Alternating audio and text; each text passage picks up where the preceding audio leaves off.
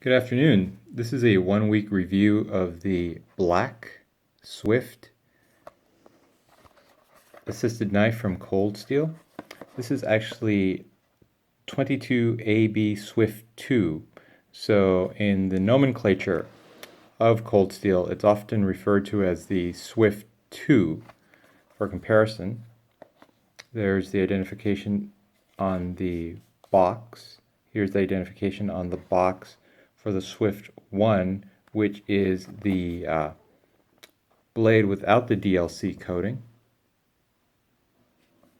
And similar to the Swift 1, the information is all featured on the very front of the box.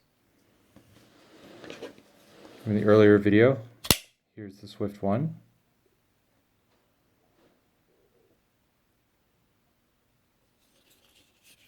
I usually wait about a week before I do review videos, just so I get familiar and get comfortable with the knife. As you notice, I have a lanyard here, and the reason I like putting a lanyard on my knives is because I always like to keep it in my wrist like this when I deploy it.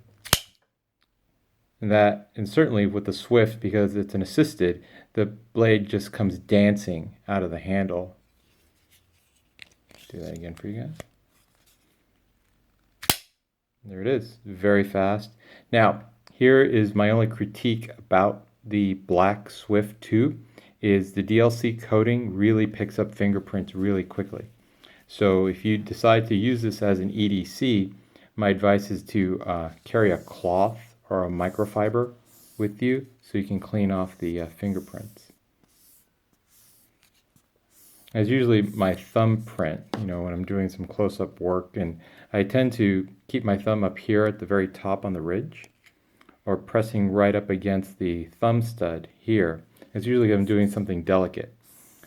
Recently, I was in a Trader Joe's, and I had to open up a coffee can so I could grind the beans in the coffee can. And, whipped my knife out at Trader Joe's and got to it, and cut the foil off the top of the coffee can, put the coffee beans in the grinder, and just put my knife away. Very smooth grind, very sharp. And what I noticed right away is that the Swift 2 came out of the box much sharper than the Swift 1. Possibly by applying the DLC coating, they just spent some more time at the factory putting a edge on it. I don't really know, but it's been a very comfortable knife, very great knife to carry around, very light in the pocket. The belt clip is also all blacked out, so when you're wearing dark clothing, it's hardly, if ever, noticeable, and it's a very deep carry.